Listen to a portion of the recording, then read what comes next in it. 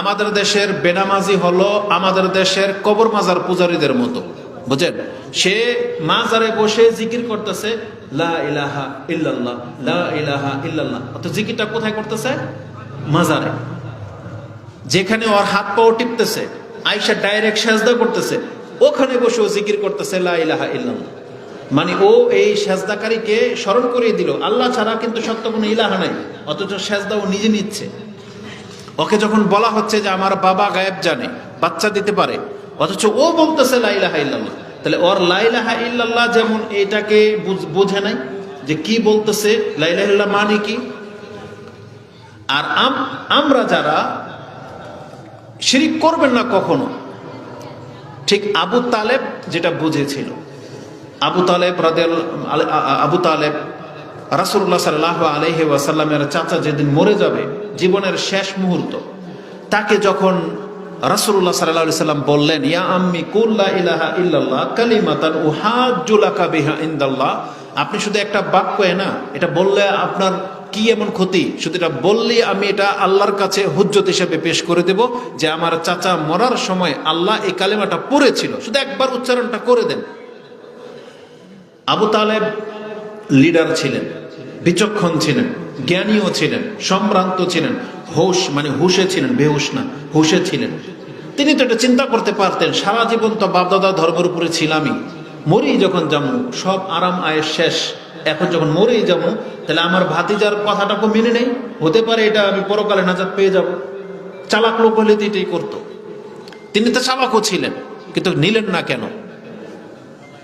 কারণ তিনি এটার অর্থ বোঝেন যে আমার ভাতিজা যে কথাটা এখন বলতেছে, এটা যদি আমি এখন বলি তাহলে সারা জীবন ওর বিরুদ্ধাচারণ করলাম কেন, এটা বলবো না বিদেই তো করলাম।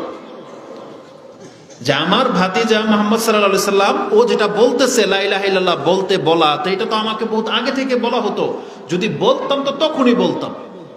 আমার কাছে তো এটা মেনে নেওয়া অসম্ভব, কারণ আমি যদি এখন লা ইলাহা ইল্লাল্লাহ বলি তাহলে আমাদের বাপদাদার থ্রুতে যতগুলো মূর্তিকে আমরা সম্মান করতাম, এক বাক্যে আমি যেন সবগুলোকে বাতিল ঘোষণা করলাম।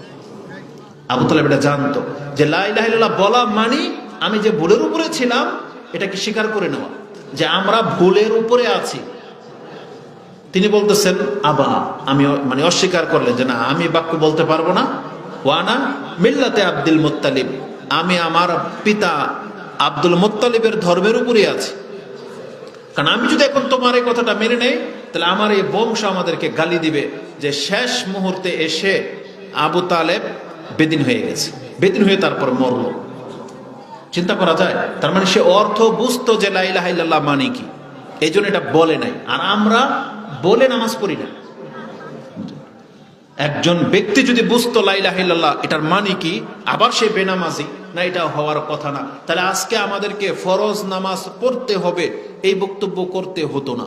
বরং আজকে যদি আমরা নামাজ নিয়ে কথা বলতাম তাহলে নামাজ নিয়ে কোন বিষয়গুলো কথা বলা উচিত ছিল, যে কিভাবে আপনি নামাজটাকে লম্বা করবেন, কত রাকাত আপনি বেশি পড়বেন, কত সুন্দর করে কত লম্বা আপনি সেজদায় পড়ে থাকবেন, এগুলোর মর্যাদা কি, সেগুলো নিয়ে কথা বলা প্রয়োজন ছিল। রাতের তাহাজ্জুদের গুরুত্ব নিয়ে কথা বলা প্রয়োজন ছিল। দিনে রাত্রে 12 রাকাত সুন্নত নফল নামাজ নিয়ে কথা বলার প্রয়োজন ছিল।